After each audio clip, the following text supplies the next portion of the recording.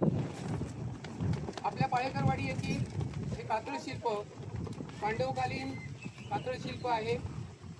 पांडवांची आख्यायिका सांगितली जाते की प्रत्येक गोष्ट ते एका ठिकाणी एका रात्रीत करत असत, ज्यावेळेला ते अज्ञातवासात होते. त्याचाच एक प्रसाद म्हणून आपल्या सिंधुदुर्ग जिल्ह्यामध्ये बऱ्याच ठिकाणी त्यांनी मंदिरे बांधली आहेत, बऱ्याच ठिकाणी नदी कोणती आहेत, तर काही ठिकाणी विहिरी सुद्धा आहेत. आणि आपल्या गावासाठी हे कातळ शिल्प त्या लोकांनी तयार केलं असावं असा कयास आहे.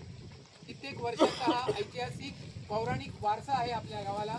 आपल्याला या कातळ शिल्पाबद्दल अभिमान वाटला पाहिजे आणि नेहमी आपल्या वक्तव्यातून बाहेरच्या गावात त्या लोकांबरोबर बोलताना आपल्या गावात एक पांडवकालीन कातळ शिल्प आहे याची ॲडव्हर्टाईज सुद्धा झाली पाहिजे आणि त्याचा सार्थ अभिमान नेहमीच आपल्याला वाटला पाहिजे.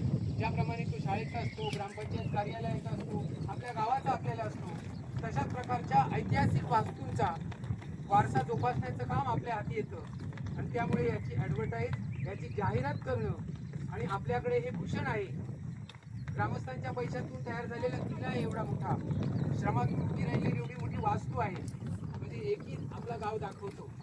या सगळ्याचा आपल्या वक्तव्यातून, आपल्या सहवासातून लोकांपर्यंत वारसा पोचला पाहिजे. आज या अशा सुंदर शिल्पाचं कातळ शिल्पाचं उद्घाटन आज होणार आहे.